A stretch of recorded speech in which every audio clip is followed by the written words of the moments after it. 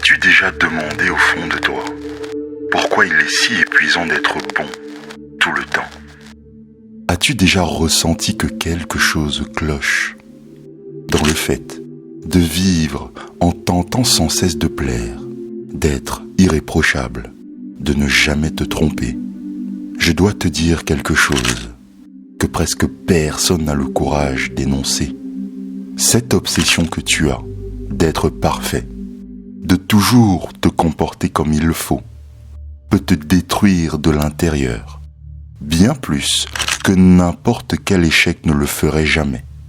Toi qui essaies de contrôler chaque mot, chaque geste, chaque pensée, pour ne décevoir personne. Toi qui penses devoir ravaler ta colère, étouffer ton désir, cacher tes envies, pour rester digne d'amour, digne de respect, digne d'acceptation.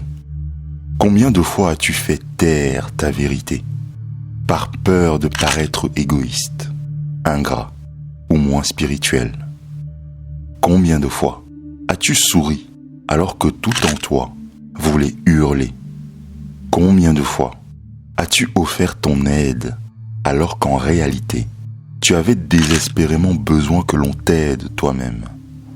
Des millions de personnes vivent ainsi, engluées dans un piège invisible, une prison faite, non de barreaux de fer, mais de règles silencieuses qui nous apprennent que nous devons toujours être bons, être généreux, être humbles, être altruistes. Et oui, je sais, ces mots sonnent bien, mais Arthur Schopenhauer, l'un des philosophes les plus implacables, y voyait quelque chose de profondément troublant.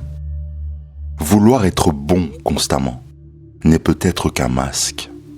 Schopenhauer disait qu'il existe en nous quelque chose de plus fort que toutes nos convictions morales, la volonté, une force aveugle, puissante, égoïste, qui nous meut, même quand nous prétendons la dépasser. Il pensait qu'en essayant de réprimer cette volonté, en luttant sans cesse pour être parfait, ne fais pas de toi une meilleure personne. Tu te fragmentes, tu te coupes en deux, celui qui ressent et celui qui prétend. Et cette division génère de la souffrance, une souffrance silencieuse que tu portes seul pendant que tout le monde loue ta bonté. Voilà la vérité que peu acceptent d'affronter. Souvent, toute cette vertu, cette douceur, cette patience infinie, elles n'ont rien d'altruiste. Ce sont des tentatives désespérées pour contrôler l'image que les autres se font de toi. Ce sont des stratégies pour obtenir de l'approbation, pour éviter la terreur du rejet, pour ne pas faire face à ta propre part d'ombre. Et plus tu forces cette bonté, plus un ressentiment caché et venimeux grandit en toi. Une amertume que tu n'oses même pas t'avouer. Parce que l'admettre reviendrait à reconnaître que ta bonté a un prix, qu'elle attend quelque chose en retour. Mais laisse-moi te poser une question honnête. À quoi te sert d'être aimé de tous si tu ne parviens même pas à t'aimer toi-même? À quoi te sert d'être vu comme quelqu'un de merveilleux si tu vis épuisé, écrasé sous le poids de tes propres attentes, enfermé dans un théâtre où ton essence véritable ne monte jamais sur scène? Peut-être que personne ne te l'a dit, mais Arthur Schopenhauer pensait que la vraie compassion ne naît pas de l'effort conscient pour être bon. Elle jaillit quand tu acceptes qui tu es vraiment, y compris les parties de toi les plus laides, les plus égoïstes, les plus imparfaites. Quand les masques tombent, quelque chose d'authentique naît. La réalisation que nous partageons tous la même douleur d'exister. Et c'est alors que nous devenons véritablement capables d'actes de bonté, qui n'attend rien en retour, qui coule naturellement, comme l'eau d'une source. Si tu as l'impression que vouloir être bon tout le temps revient à porter des chaînes invisibles. Je t'invite à m'écouter jusqu'à la fin. Parce que dans cette vidéo, tu vas découvrir que la quête de perfection morale pourrait bien être ta plus grande prison et que la clé de ta vraie liberté se trouve précisément dans l'acceptation de ton imperfection. Depuis l'enfance, on t'a répété que tu devais être bon, un bon enfant, un bon élève, un bon ami, un bon employé. Être bon est devenu pour toi non seulement une qualité, mais aussi une obligation morale, comme une voix invisible qui te murmure sans cesse à l'oreille. Sois aimable, sois compréhensif, ravale ta fierté. Pense d'abord aux autres, sois fort, ne montre jamais ta faiblesse et surtout, ne laisse personne voir ton côté sombre. Le problème, c'est que personne ne t'a informé de l'autre face de l'histoire. Personne ne t'a averti que cet idéal de bonté absolue peut être l'une des prisons les plus cruelles que tu connaîtras au long de ta vie. Tu crois juste être une bonne personne, mais sans t'en rendre compte, tu commences à modeler chaque geste, chaque mot, chaque expression de ton visage pour entrer dans un moule de ce que tu crois que les autres attendent de toi. Combien de fois t'es-tu surpris à dire oui quand tout en toi hurlait non? Combien de fois as-tu toléré des offenses, des critiques injustes ou des abus émotionnels juste pour ne pas paraître agressif, égoïste ou ingrat? Combien de fois es-tu resté silencieux par peur d'être vu comme quelqu'un de difficile, quelqu'un de compliqué, quelqu'un d'amer? On t'a entraîné à penser qu'être bon signifie se taire, endurer, pardonner, toujours céder. Et ce faisant, tu as appris à ignorer ta propre voix. Le mythe de la bonté parfaite crée un cercle vicieux. Tu commences à mesurer ta valeur au degré auquel tu satisfais les autres autour de toi. Chaque compliment devient un carburant pour continuer à jouer ce rôle. Mais la moindre critique ou le moindre signe de désapprobation te transperce comme un coup de couteau. Tu vis sur une bascule émotionnelle en permanence. Si tu es approuvé, tu te sens digne. Si tu es désapprouvé, tu te sens sans valeur. Ce n'est pas de la vertu, c'est de l'esclavage émotionnel. Arthur Schopenhauer voyait tout cela avec une clarté brutale. Il pensait que la volonté humaine, cette force inconsciente et incessante qui nous pousse, est par nature égoïste. Aucun être humain, écoute-moi bien, écoute-moi, aucun être humain n'est dépourvu de désir, ni d'impulsion, ni d'intérêt. Tenter de tuer cette volonté au nom d'une pureté morale absolue, c'est vouloir éteindre un feu avec de l'essence.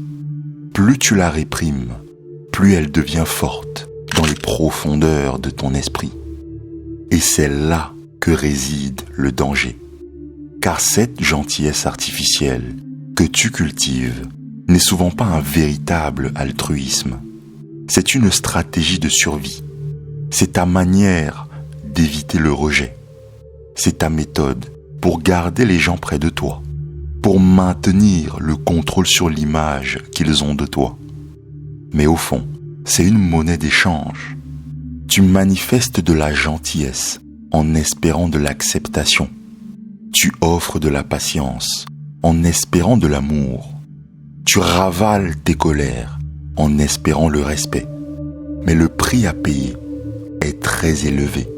Pendant que tu prétends n'avoir ni besoin, ni envie, ni faille, quelque chose en toi se fissure à petit feu.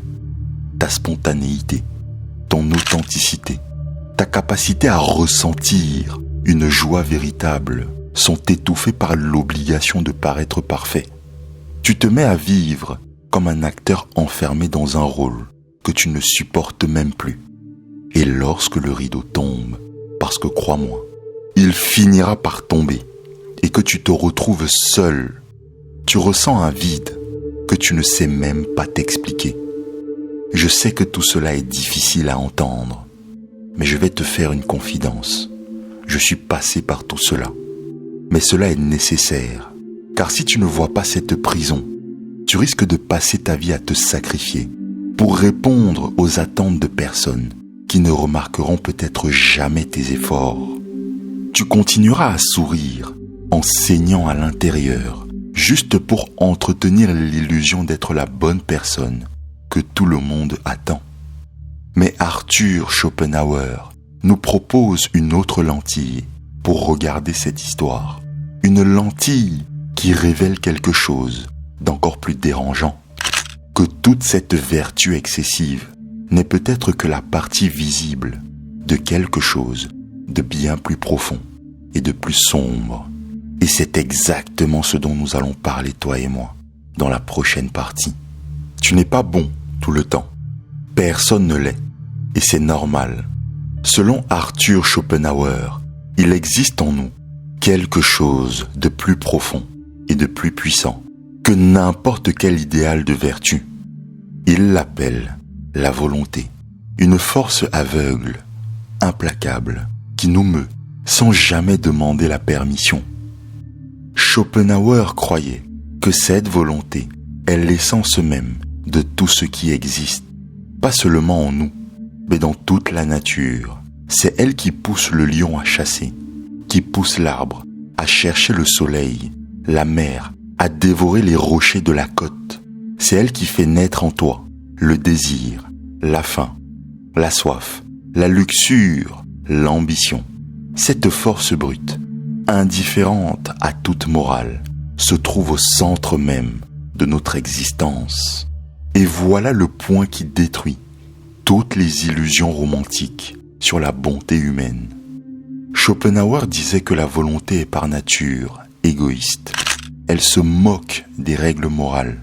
Elle se moque des bonnes manières ou de la pureté de caractère. Elle ne demande qu'une seule chose, satisfaire ses propres impulsions. Mais quand tu sembles agir par altruisme, bien souvent, au fond de toi, tu recherches un bénéfice personnel, que ce soit de la reconnaissance, de la gratitude, de l'amour, ou simplement le sentiment d'être une bonne personne. Combien de fois as-tu fait quelque chose de soi-disant généreux, mais en espérant secrètement un merci, un compliment, ou une dette émotionnelle chez l'autre? Combien de fois ta gentillesse n'a-t-elle pas été accompagnée, même inconsciemment, d'un désir d'être vu, d'être admiré ou d'être aimé? Arthur Schopenhauer te dirait ceci, presque toujours. Cela ne signifie pas que tu es une mauvaise personne.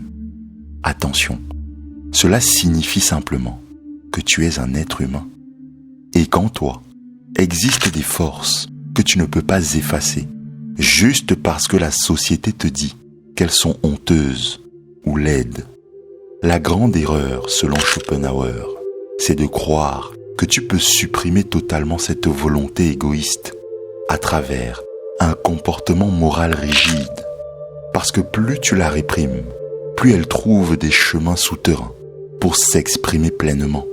Tu crois être vertueux en ravalant ta colère, peut-être, mais souvent, tu ne fais que planter les graines d'un ressentiment qui explosera un jour en sarcasme, en froideur, en attaque passive-agressive ou même en maladie psychosomatique. La volonté ne disparaît pas parce que tu fais semblant qu'elle n'existe pas. Elle se cache. Et c'est précisément lorsqu'elle est cachée qu'elle devient la plus dangereuse. Parce qu'alors, tu agis sans conscience. Tu crois que tes choix, ta générosité, ta patience sont purs. Mais ils sont déjà contaminés par des désirs égoïstes que tu refuses de voir en face. Résultat, une vie pleine de contradictions, de souffrances et d'usure émotionnelle. Tu veux être bon, mais tu te sens utilisé. Tu veux être altruiste, mais tu te remplis de rancune quand on ne te remercie pas. Tu es fier de ta patience, mais tu sens monter peu à peu une haine silencieuse dans ta poitrine. Tout cela parce que tu essaies de vivre contre quelque chose d'aussi naturel que de respirer, ta propre volonté. Schopenhauer ne disait pas que tu devais devenir un monstre égoïste. Il nous avertit de quelque chose de bien plus subtil et bien plus vrai. La liberté véritable n'est pas dans la destruction de ta volonté. Elle se trouve dans sa reconnaissance, la regarder en face, comprendre les jeux et apprendre à composer avec elle sans te bercer d'illusions. Et cela nous conduit à une question inévitable. Que se passe-t-il lorsque tu réprimes jour après jour cette volonté au nom de la bonté?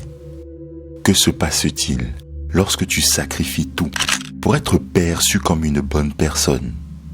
C'est exactement ce que nous allons explorer maintenant, parce qu'il est temps de parler d'une vérité qui fait plus mal que tout ce que nous avons vu jusqu'ici, le sacrifice de soi. Peut-être que tu t'es dit en m'écoutant, d'accord, je comprends que vivre dans le sacrifice constant est dangereux, mais je crois quand même que la bonté est noble, que cultiver la vertu est la bonne chose à faire. Et je te comprends tout à fait, parce que l'idée de bonté est belle, elle inspire.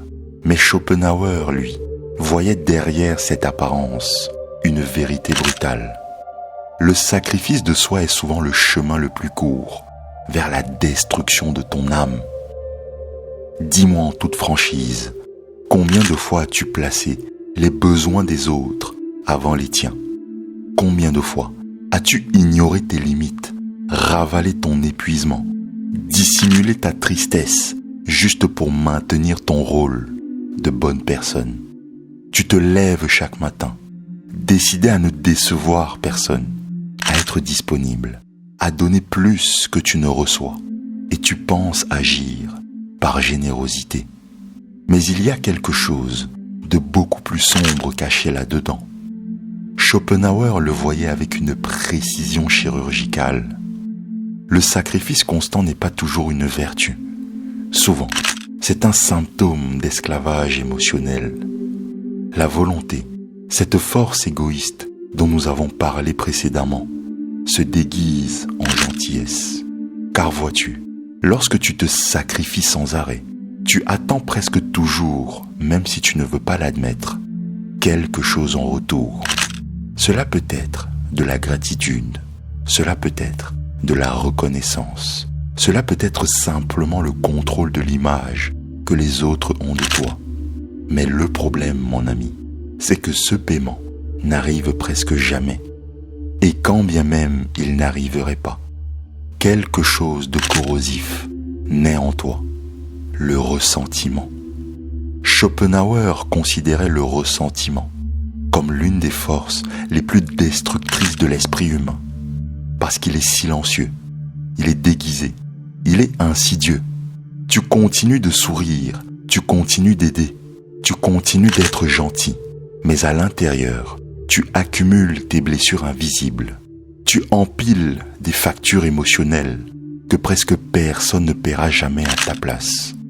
Et chaque merci qui ne vient jamais, chaque regard indifférent, chaque ingratitude devient un clou dans le cercueil de ton authenticité. Est-ce que tu saisis l'image dans ton esprit?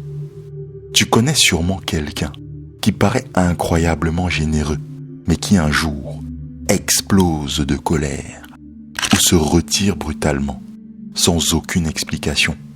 Quelqu'un qui finit par dire, la voix tremblante, « Je fais tout pour toi, et personne ne m'apprécie ». Voilà le piège du sacrifice de soi. Tu ignores tes propres limites si longtemps que quand la pression devient insupportable, l'explosion détruit tout.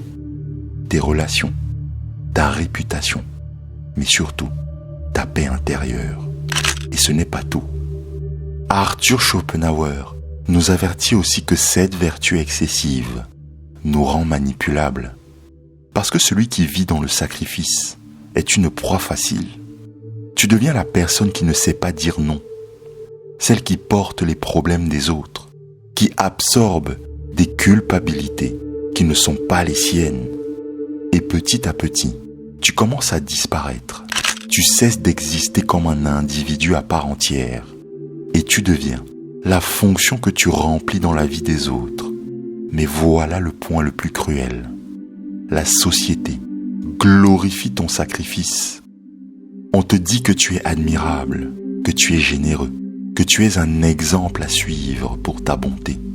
Mais aucune de ces personnes ne sera là quand tu pleureras seul, épuisé, à te demander pourquoi personne ne prend soin de toi comme tu prends soin des autres. Mais Schopenhauer te dirait ceci: il n'y a pas de liberté dans la vertu compulsive, parce qu'elle n'est qu'un autre masque de la volonté, une autre forme de domination. Tu crois agir pour le bien, mais en réalité, tu obéis à des impulsions que toi-même, tu ne comprends pas. Et plus tu te sacrifies, plus tu t'éloignes de toi-même. C'est dur à entendre, oui, mais il est nécessaire pour toi d'ouvrir les yeux dans cette vidéo. Car si tu ne vois pas le prix du sacrifice de soi, tu resteras piégé dans celui-ci jusqu'à la fin de tes jours. Et si tu te demandes, alors est-ce que toute vertu est fausse? Reste encore avec moi, parce que dans la prochaine partie, nous allons parler d'une vérité encore plus dérangeante, la vertu utilisée comme moyen de manipulation. Peut-être qu'en m'écoutant, tu penses encore ceci. D'accord, je comprends que le sacrifice constant est dangereux, mais malgré tout, je crois que la bonté reste noble. Cultiver la vertu, c'est ce qu'il y a de mieux. Et je comprends cette pensée que tu as, parce que l'idée de bonté reste séduisante. Mais Schopenhauer, lui, allait encore plus loin. Il disait que la vertu pouvait devenir une arme redoutable, pas seulement une illusion, mais une forme sophistiquée de manipulation. Et je sais, le mot te choque. Manipulation. Tu n'aimes pas l'entendre. Tu voudrais croire que tes gestes de bonté sont purs. Mais regarde bien en toi. Et je sais que ce miroir que je te tends dans cette vidéo est difficile à regarder.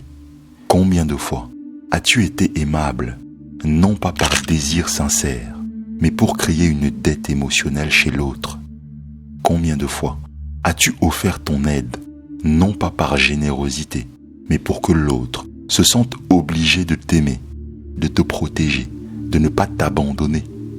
Combien de fois es-tu resté silencieux pour garder la paix, alors qu'au fond de toi, tu espérais être vu comme quelqu'un de sage, quelqu'un de mature, quelqu'un de supérieur?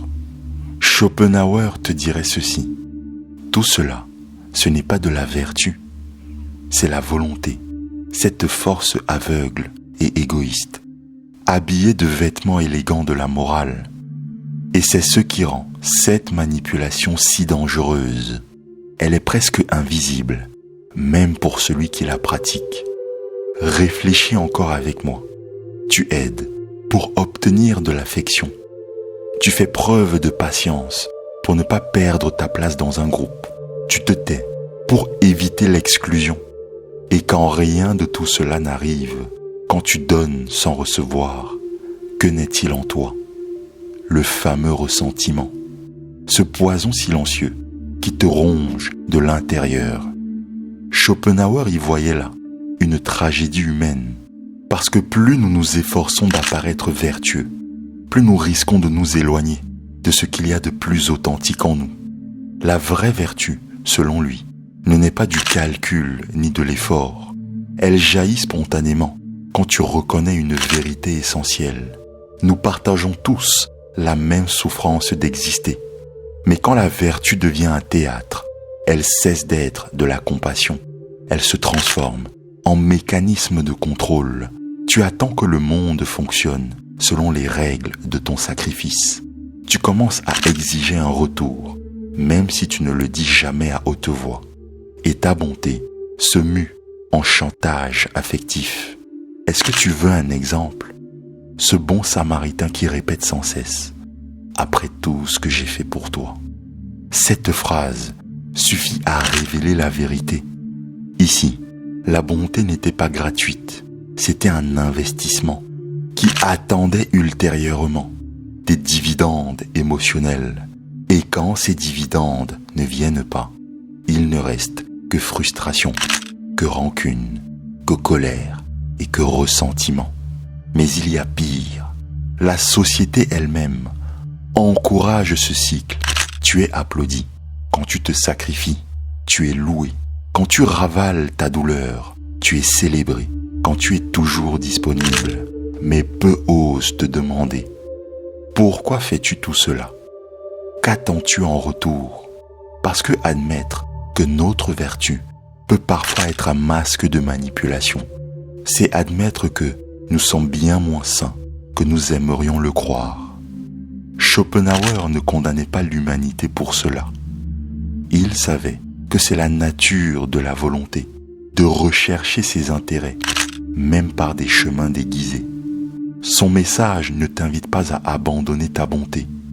Il disait plutôt ceci: vois clair dans tes motivations. Car c'est seulement quand tu comprends tes intentions réelles que tu peux choisir d'agir avec authenticité et avec liberté. Et cela nous amène à l'idée la plus libératrice de toute sa pensée. La vraie compassion ne naît ni de l'effort, ni du moralisme. Elle surgit lorsque tu cesses de jouer un rôle et que tu reconnais la douleur de l'autre comme une extension de la tienne. Et c'est précisément ce que nous allons explorer maintenant. Parce qu'au-delà du masque de la bonté, il existe une vérité plus rare, une vérité plus libératrice encore. La compassion véritable. Tout au long de sa vie, Schopenhauer a observé l'hypocrisie humaine avec des yeux impitoyables. Il voyait clairement ce qui se cachait derrière les apparences vertueuses, des désirs égoïstes, des volontés de pouvoir, des besoins de validation. Et pourtant, malgré ce regard presque cruel, il croyait qu'il existait en l'être humain quelque chose de véritablement pur, quelque chose qui ne naît pas de la peur, ni de l'obligation morale, ni du désir des applaudissements. Ce quelque chose, tu l'as deviné, c'est la compassion véritable. Mais attention, la compassion dont parle Schopenhauer n'a rien à voir avec cette version sentimentale et superficielle que la société met en avant, pleine de belles phrases et de slogans vides. Pour lui, ce n'est pas pleurer devant un reportage, ni poster un message de paix et d'amour sur les réseaux sociaux. Ce n'est pas dire « je te comprends » parce que cela renforce ton image. La vraie compassion naît quand tu ressens dans ta propre chair que la douleur de l'autre est aussi la tienne. Quand tu vois, au-delà des masques sociaux, la même angoisse fondamentale qui habite tous les êtres vivants, la même volonté aveugle qui engendre désir, frustration, perte et souffrance. Il écrit dans son œuvre « Le monde comme volonté et représentation » que la compassion est le seul véritable fondement de la morale. Parce qu'à cet instant précis, la frontière entre toi et l'autre disparaît. Ce n'est plus moi qui t'aide, c'est simplement la douleur qui reconnaît la douleur. C'est la vie qui, l'espace d'un instant de lucidité, se reconnaît elle-même dans l'autre. Cela peut paraître poétique, mais c'est profondément concret. Parce que quand tu commences à ressentir cette compassion réelle, quelque chose se transforme. Tu arrêtes d'essayer de paraître bon. Tu n'as plus besoin de forcer des gestes de charité, ni de vivre dans le théâtre de la perfection morale. La bonté commence à couler naturellement, sans calcul, sans attente de retour. Tu aides parce que tu ne peux pas faire autrement. Tu soulages la douleur d'un autre parce que tu sens qu'elle est aussi la tienne. Et c'est là que réside la libération. Parce que cette compassion spontanée détruit l'illusion que la morale est un ensemble rigide de règles. Elle te libère de l'angoisse de plaire, de la peur constante d'échouer, de l'épuisement de vivre pour entretenir une image impeccable. Tu comprends alors que pour agir avec une véritable bonté, tu n'as pas besoin de renier qui tu es. Tu n'as pas besoin d'amputer tes désirs ou de prétendre qu'il n'y a pas d'ombre en toi. Au contraire, c'est précisément lorsque tu acceptes ta propre part d'ombre que tu peux regarder les autres sans jugement. Tu réalises que personne n'est seulement vertu ou seulement vice, que chaque être humain, même le plus détestable que tu connaisses, porte aussi en lui de la peur, une solitude et le désir d'être accepté. Et cela engendre non seulement de la compassion, mais aussi quelque chose d'encore plus rare, la tolérance. Schopenhauer nous dit en d'autres termes que la vraie bonté ne naît que lorsque tu acceptes la vérité la plus simple et la plus douloureuse. Toi aussi, tu es imparfait. Et paradoxalement, c'est cette imperfection qui te rend capable de ressentir une empathie authentique. Alors le problème n'est pas de supprimer ta volonté, ni de forcer ta perfection. Le vrai problème, c'est d'apprendre à reconnaître tes impulsions égoïstes sans honte, sans déni, et de choisir malgré tout d'agir avec une humanité. Pas parce que tu veux paraître bon, mais parce que tu sais que si la douleur est une partie de toi, le soulagement doit aussi en faire partie. Schopenhauer disait que vouloir être parfait en permanence est une violence contre soi-même. Chaque fois que tu t'obliges à être irréprochable, chaque fois que tu réprimes ta colère, tes désirs ou ta douleur pour paraître vertueux, tu te fais du mal. Tu trahis la part la plus essentielle de ton humanité. Tu t'éloignes de ton authenticité et de ta seule chance d'exprimer de la compassion véritable. Parce que oui, la volonté restera toujours là. Tu peux tenter de l'enterrer sous tes tonnes de moralisme. Tu peux l'étouffer sous le poids des attentes sociales. Tu peux même faire semblant qu'elle n'existe pas. Mais elle continuera de battre, de pousser tes pensées, tes émotions, tes comportements. Et plus tu la nies, plus elle se manifestera en secret, en sabotant ta vie dans l'ombre. L'obsession d'être bon transforme ta vie en champ de bataille intérieur. Tu vis déchiré entre ce que tu es et ce que tu crois devoir être. Et dans ce conflit, tu perds ta paix, tu perds ta spontanéité, ta joie d'exister. Chaque petite erreur devient une preuve que tu n'es pas assez. Chaque échec se transforme en culpabilité, en honte, en autocondamnation. Mais voici la vérité la plus libératrice que Schopenhauer nous laisse. La véritable vertu ne naît pas dans l'effort pour être parfait. Elle naît de l'acceptation sincère de ton imperfection. Quand tu cesses de lutter contre ta nature, tu découvres que chacun autour de toi lutte aussi. Tu reconnais que tout être humain, sans exception, porte des désirs, des peurs, des contradictions, des angoisses. Et c'est dans cet instant d'humilité brute que surgit la compassion authentique, la volonté d'être toujours là. Mais désormais, tu la vois, tu comprends ses jeux et tu choisis consciemment de ne pas en être son esclave. Imagine un seul instant le soulagement de pouvoir te dire « Je ne suis pas parfait et c'est très bien ainsi ». Imagine le poids qui tombe de tes épaules si tu n'as plus à maintenir ce masque. Si tu pouvais vivre avec authenticité, faire des erreurs, réussir, aimer, ressentir de la colère, de la peur, sans l'obligation constante d'être bon.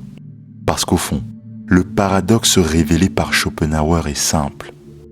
Plus tu acceptes ton imperfection, plus tu deviens libre pour des gestes de bonté authentique. Et il n'y a rien de plus beau que d'aider quelqu'un sans rien attendre en retour. Rien de plus humain que de reconnaître que toi aussi, tu as besoin d'aide, tu as besoin de compréhension, tu as besoin de pardon, tu as besoin de te pardonner. Alors, si quelque chose de ce que tu as entendu ici résonne en toi, souviens-toi de ceci. Tu n'as pas à être parfait pour être bon. Tu n'as qu'à être vrai.